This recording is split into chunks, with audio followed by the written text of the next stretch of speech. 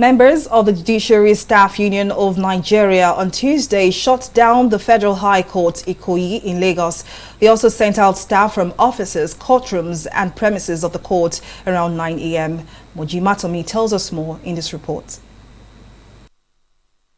The Judiciary Staff Union of Nigeria had announced the nationwide strike to commence on Tuesday. Members of the union trooped out to enforce the indefinite nationwide strike both in Ikoyi and Ikeja.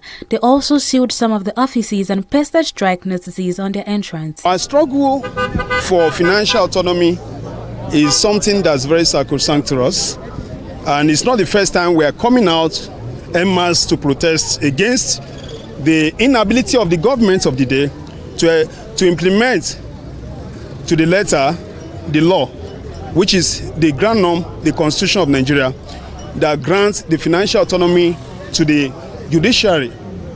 And the money accrued to the judiciary ought to be given from the federal allocation directly to the head of courts. We have subsisting judgment that says that the governors should comply to that provision of the Constitution.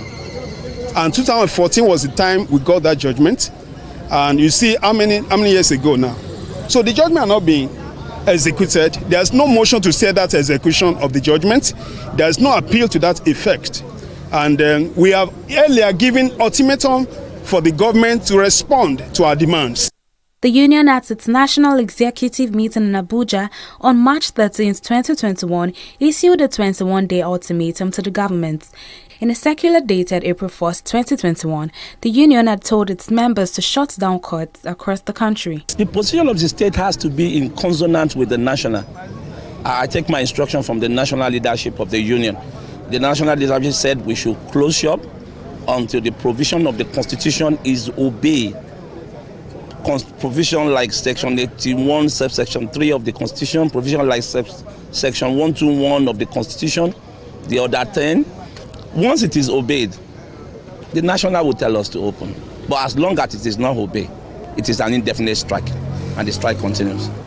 The President, Muhammadu Buhari, had on May 22, 2020, signed into law an executive order granting financial autonomy to the legislature and the judiciary across the 36 states of the Federation. The executive order number 10 of 2020 made it mandatory for all states to include allocations of both the legislature and the judiciary in the first line charge of their budgets.